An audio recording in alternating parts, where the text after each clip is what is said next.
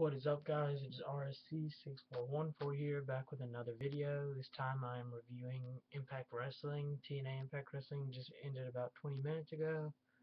Overall, I gotta give the show, I'd say, this review, I'll give this overall review at the beginning.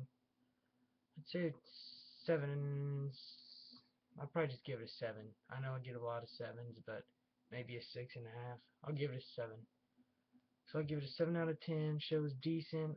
We started off with Hulk Hogan coming out to the ring. Sting comes out. Hulk Hogan thanks Sting for putting for trying to win the World Heavyweight title for TNA to knock Aces and Eights off and stuff. Brooke Hogan comes down, is like, it's my fault that Bully Ray's taking over TNA with Aces and Eights. Not really taking over, but he dominated, and he tricked me, and I fell in love with that jerk, blah, blah, blah. Bully Ray comes down and says that he still likes Brooke Hogan and thinks she's cute, and then that's basically it. It's whatever. Opening promo was stupid, but I guess, it wasn't stupid, it just wasn't great. Takes us into our next match, our first match of the night. Sorry, I gotta look at my sheet because I don't remember. Suicide versus Petey Williams versus Joey Ryan. This match was pretty good. Petey Williams generally puts on good shows. I've seen him in Lucha Libre USA and some other promotions, and then he was, as you know, couple weeks ago, I think, for the X Division. This match was pretty good, I thought. Suicide gets the win when he just slams him into the canvas. I forget what his move's called. Probably something to do with Suicide. But he wins 1, 2, 3s. This match was pretty good, back and forth. I'm not a huge fan of Joey Ryan, but I do really like Suicide a lot. He's now a contender for the X Division title at Slammiversary, so I could see him take it off Kenny King. This match was pretty good, like I said, back and forth action. I think there were a couple Suicide dives, a couple near falls, but I do like the X Division. It's probably my favorite division, TNA. I like these triple threat matches that they have a lot every week. So yeah, they're pretty cool. And Suicide with the win. The next match we have was, I think it was Alex Silva versus Sam Shaw. Sam Shaw's in the ring. Alex Silva, his music plays. Aces and Eights comes out instead. They beat the crap out of Sam Shaw. Then Magnus comes down. I think it was just not Aces and Eights. I think it was just Wes Briscoe, Doc, and Garrett Bischoff. They come down and beat up Sam Shaw. Then Magnus comes to help. Sets up a match between Wes Briscoe and Magnus. This match was good as well. Back and forth action. Ending wasn't great because it was a disqualification. And then Magnus ends up getting jumped by all the Ace and Eights, the three, Doc and Briscoe and Bischoff.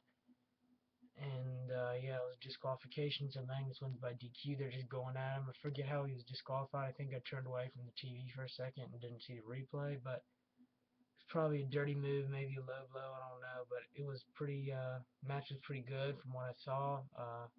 I watched most of it until the ending, unfortunately. Like, I watched everything up until the DQ, and then I turned away to look at the computer for a sec. But this match was good, I thought. Some good action, back and forth. Not really either one dominated, I thought. But yeah, I like Wes Briscoe, and Magnus is cool too. So match is pretty good. Next match, we have Mr. Anderson versus Kurt Angle. This match was the best match of the night by far. I really liked it a lot. I glued the TV back and forth. Mr. Anderson hit Mike check for a near fall. Kurt Angle, I think, had him in one of the submission maneuvers. Mr. Anderson went to the ropes. I'm trying to think what else happened. Oh yeah, the ending was a low blow by Anderson because AJ Styles came out, was giving Taz a high five.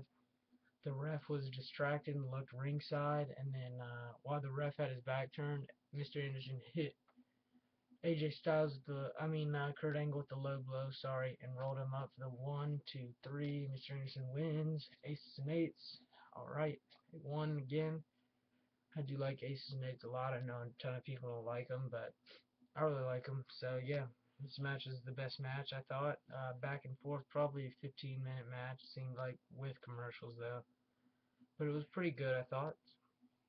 The next match we have, oh yeah, James Storm comes out to choose his tag partner for Slammiversary in the Fatal 4-Way tag match for the tag championships. Hernandez and Guerrero are sitting ringside. Then you have Bobby Roode and Aries come out, and then Bad Influence with Christopher Daniels and Kazarian.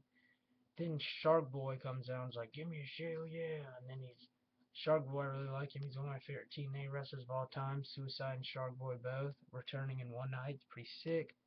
This was probably like a one-time thing for Shark Boy. He came in for like 3 minutes, but yeah, whatever.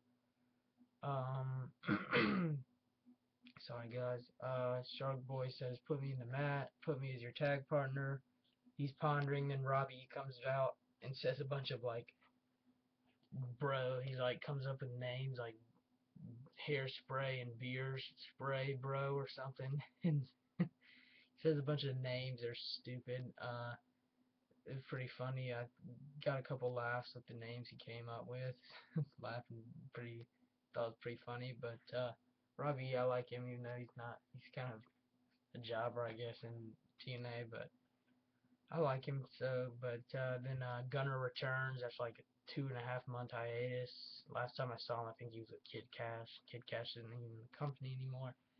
Gunner comes in with the beard now, really just ponytail, and then just clotheslines Shark Boy, and Robbie E picks him up to both two of them, just slams him down, and then shakes James Storm's hand. It's official. Gunner will be his partner at Slammiversary. That would be cool. I really like Gunner. He's also one of my favorite TNA wrestlers. I like a lot of wrestlers in TNA.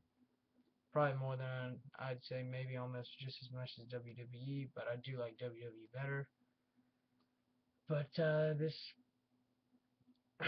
that part was pretty cool. I liked that segment, and it sets up the matches, and then Aries and the tag partners are always like, "Oh no, Gunner," and stuff like that.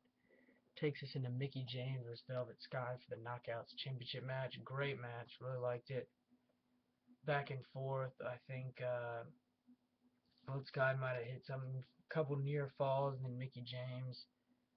While Velvet's on the ground, she hurts her leg, and then like blows out her. It looks like she hurt her knee or something. And then she's getting up. Mickie James grabs her head and slams into the canvas. 1, 2, 3. Mickie James, your new Knockouts champ. Another title change. I do like this. I like Mickie James and Velvet Sky. I'm not a huge Velvet Sky fan. I do like Mickie James alright. My favorite's Taryn Terrell. There's a last woman standing, I guess, Divas match at Slammiversary with Gail Kim and Taryn Terrell. It'll be okay, I guess. Backstage, Gail Kim and Taryn Terrell got an altercation. Gail Kim ran away. Was like, "You're crazy, you're crazy." They were holding Terrell back, or it was a whatever, a little dramatic for my taste. Excuse me. But this match was pretty good. A new knockout champ. Mickie James walks out like this. I could see a feud. Obviously, they're supposedly best friends, but it's probably not even true. But I like Mickie James better than Velvet, so I'm pretty happy, I guess, about the title change. The final match was, I think there was the final, this was a segment, wasn't a match. It was Bully Ray comes out, they put the jacket on AJ Styles. He comes out, he's like, "Here's AJ Styles." Stevenson has the jacket, or has the little leather vest. AJ drinks the beer. They give each other hugs and stuff. AJ's not a big drinker, they said, so he drinks and chugs it.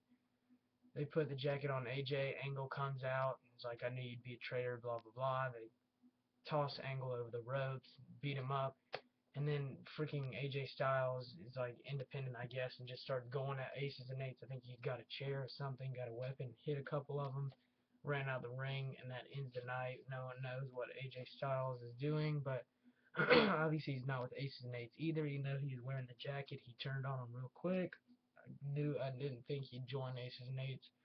I knew there'd be a catch, and he'd like turn on him. So this is whatever. I'm an aces and eights fan, so it wasn't great for me, but a lot of people probably liked it. But yeah, I thought overall I'd say the show was 7 out of 10. That ended the night after he ran out of the ring after he hit a couple of the members. Then Bully Ray and Ace and Eights were mad, obviously, and pondering what was going through his head. And we're left with that. We'll probably hear more about it next week. Remember, Impact Wrestling starts at 9, not 8 like it used to. I like this better.